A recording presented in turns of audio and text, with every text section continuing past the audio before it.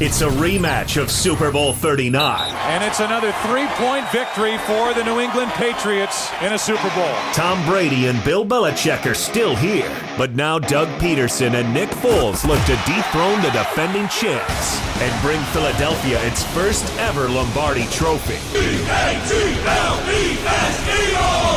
We have all your Super Bowl 52 coverage right here on Fox Sports 920 The Jersey.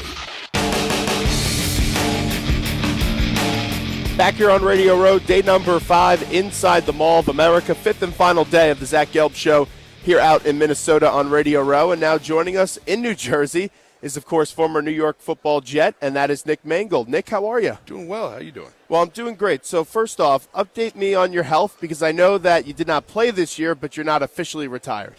Yeah, so I'm kind of in this football purgatory where I'm not up, I'm not down. I'm trying to figure out where I am. And, my foot's doing better. It's getting better. And so now it's trying to see, do I still want to do this? Is it something I want to do? Just seeing what's out there. With football being such an importance for so many years in your life, what was it like this year to not actually play on a football Sunday? Well, it was funny. My wife, she goes, during the fall, she said, I gained a day of the week because I now have a Sunday. And I felt that same way. I gained a month this year because I had August with my kids. And so that was a nice experience, and be able to spend. I mean, my little guy's 7 now, so this is the first time we spent August together, and it was great to do for, I think, me. Hopefully for him, I don't know, and the other two little rugrats running around. But for me, it was really nice. Do you feel still like you could play? Oh yeah, I could play and dominate, but it's just, does anyone else think that? Well, what have conversations been like? Did you have an active phone this year? Were teams showing interest, or was it pretty quiet? I wanted it quiet. We had some interest early on, and then in training camp, a couple of guys got hurt. Interest, picked back up, but at that point, still wasn't where I wanted to be health-wise, and I didn't want to go out there and steal checks. You've had a tremendous career, and hopefully you look to continue it. If it is the end, are you okay with that? Yeah, having spent the year out, it gave me both sides of the, well, do you, if this was it, are you good with it, or, do you have to get back into it? So it was a good eye-opening experience. What stands out to you when you look back at your career? Because you had a heck of a career. You were a real dominant center for the New York Jets in a big stage like New York. When you reflect on your career, if this is the end, what memories come back to mind? I think the big one is getting drafted with DeBerkshire Ferguson together in the same round, and then continuing our careers together and doing some good things. And hopefully, down the road, it will look back that Brick and I laid a good foundation for the offensive line, kept up the tradition, and kept it going forward. You know how much this league changes from year to year. When DeBerkshire Ferguson decided to retire, was that a little bit odd for you since you guys were so close after all those years? Yeah, and especially since I figured he would play till like 15, 16 years. So the fact that, when he was done caught me off guard a little bit because I always thought that he'd play longer than I would. How are you feeling these days health-wise? Pretty good. Yeah. Talking to Nick Mangold right now on the Zach Gelb Show. I remember when you guys went on those 2 runs in the postseason, and the one that obviously sticks out is when you guys beat the Patriots, and then the next week you lost to the Steelers. Was there a little bit of too much an emotional high after beating the Patriots that maybe carried over a little bit longer than it should have with the Steelers game? Yeah, I think there was a little bit. Who is that? Joe Thomas. Oh, okay, that's Joe Thomas. That's wow. Joe Thomas, I know. His hair looks ridiculous. No, I think there was, and I think you saw it especially this year with Minnesota and the way that they had such an emotional victory and then going in and getting beat up by Philly. I don't think that they were able to come down enough to get ready to play that game, and I think it was somewhat similar when we played Pittsburgh. We started off slow in the first half and then started coming back, but I still maintain if we had 3 more minutes, we would have won that game because we had a good momentum rolling. Things were going well, but, the clock never lies. It always ends on time. Talking to Nick Mangold right now on Radio Row. The butt fumble play, I was watching it again this morning. And you were on you're on a double team, and you're pushing the guy down the field. What do you remember about the butt fumble? When was the first time that you saw the replay and actually saw what happened? I saw it in the stadium. It was unfortunate play that got blown up, I think, more than it probably should have. And it stinks for people involved in it because that's all that's remembered. It's crazy how they still play it today. Yeah. Like, you'll still see it on sports. They had to retire it at one time for the not top 10 play. Yeah, it was pretty stupid. When you look back at Mark Sanchez, because this was someone that went into Foxborough and was part of a team that defeated the New England Patriots at Gillette. Very few people do that. What happened with Mark that he didn't have a long and very successful Jets career? I'm not sure. And, I think you'd have to go back and really look into, what happened at the beginning of his career to where it ended, and, dissect really the personnel moves, coaching moves, his play, his mentality, because it was disappointing. You start off so strong, not to be able to continue that, was a big hit for the organization. How big was it for you guys? Because if memory serves me right, you had Thomas Jones, who had a very good year. You had Alan Faneca, and then they got rid of those two players. How big of a loss were those two players? TJ was a great running back for us. He ran with a lot of power. But in the end, the NFL, teams roll people through in and out, and you need to be able to sustain success no matter who's in there. And so, I think that's part of it. What was it like to play for Rex? I love playing for Rex. He was a riot. We had a lot of fun. We won some good games. It didn't end as well as I would have liked for him, but I think he learned a lot. I think he learned a lot from being going from a coordinator to a head coach, which you focus solely on one side of the ball as a coordinator, and now going into a head coach. Now, not only you have another side of the ball, but now you have personnel decisions. You have you're making the rules, you're making the schedule. There's a lot into it, and I think through his time there, he really learned a lot, and if he gets another chance, I think he'll do really well. Being a Temple alum, I'm pulling for a guy like Todd Bowles, and he got that extension. With Todd, since you got to play for him, what do you like about Todd Bowles as a head coach, and what will make him a successful head coach? Yeah, I mean, he's no nonsense, and he's again, he's another first-time head coach, so he's learning.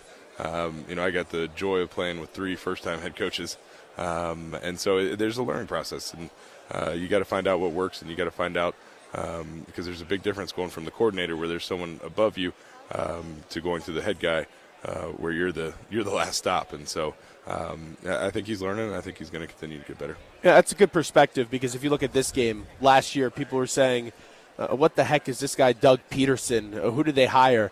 And people were talking about how he's learning on the job, and you were scratching your head and you were saying, this is an NFL coach, he should be ready for the situation, but professional athletes, they also do learn as well, and coaches too. You guys learn on the job and get better with years as they go on. Exactly. Just like any profession. There's no substitute for on-the-job experience. You look at a guy that's played for 2 years and a guy that's played for 8 years. You're going to probably, the guy that played for 8 years will always beat the guy that played for 2 years because he's got the experience. And so it's just something that you got to take the bumps and bruises as you go along. How would you describe playing in New York with all the distractions that it could potentially create with such a big city, the media, and all that? Yeah, I mean, I think you have to understand that coming into it, and try to navigate it the best you can. It's a lot of fun playing in New York. There are a lot of distractions, but there are also a lot of great things that you can do, and a lot of people that you can affect. And I really love my time there. What's the most difficult part about preparing to play a Patriot team? Knowing that they're going to take away what you do best, and then they're going to make you do something else, and knowing that their technique's sound, and they're going to play a strong game, and you better be ready to play. Talking to Nick Mangold right now on the Zach Gelb Show right here on Fox Sports 920 The Jersey on Radio Row. Moving to the Eagles, and a team that's in this game, you look at their offensive line. I remember doing show after show in the summer, and people were complaining about Jason Kelce, and I think Jason Kelce is one of the best centers in the league, but he's a little smaller, so when he goes up against bigger defenders, he was put in some tricky spots last year. But this year, Jason Kelce, I know he's had an unbelievable career, but this year I think is one of his better years, and the way that they use him and they get him out on pulling plays, he's a really fun player to watch, and it's good to see a guy like that people were writing off really have success even later on in his career. Oh, yeah, and Jason's a great guy, and, he's a heck of a football player. And seeing him, he is a smaller guy, and, you saw that with Kevin Watt, who was, I think, a similar type player, and he had long-term success. And you need to play to his strengths, and, getting him out on the edge, getting him pulling, getting him up on the second level is what Jason does best. And the Eagles this year, they lose Jason Peters, who is going to be a Hall of Famer, and they plug in Halipuli Vaitai, Big V, into that position, and that's some big shoes to fill. I know last year when Lane went down or Lane got suspended, they put Big V on that side. But what have you seen out of Big V? And give me a little bit on Jason Peters and the type of career that he's had. Yeah, Jason Peters, I mean, I think we all know what kind of career he's had. It's been fantastic. And, he's stepped up. Big V stepped up. He's come in. There's always the mantra of the next man up. You got to be ready to go at any time. And it seems like they're doing that pretty well in Philly. You look at the Patriots, they just pull guys that are looking like they're at the end of their career, or guys that have really not had a lot of success in this league, and they find a way to get them to work. You look at James Harrison, for example. Clearly he's had a lot of success in this league, but they bring him over, and he's making plays in the AFC Championship game, coming up with a big sack with Trey Flowers. It just got me thinking, since you're in this stage where you're looking to still play football, you played for the Jets for so many years, Harrison played for the Steelers for so many years. Would you ever consider going to the Patriots? Would you ever? I don't think they'd want me, so it shouldn't be an issue. Oh, why not? There's a lot of history there. But, I think it's a testament to the program that they have up there, the way that Bill runs that organization, that they're able to find guys who buy in and who perform. And, I think the Harrison side is a little different because I feel like they were trying to push him out and get younger guys in there anyways, when he still got, good football in him. So it's interesting to see, you go from one team to the next, right before the playoffs, and bam, you're in the Super Bowl. What do you think this game comes down to on Sunday?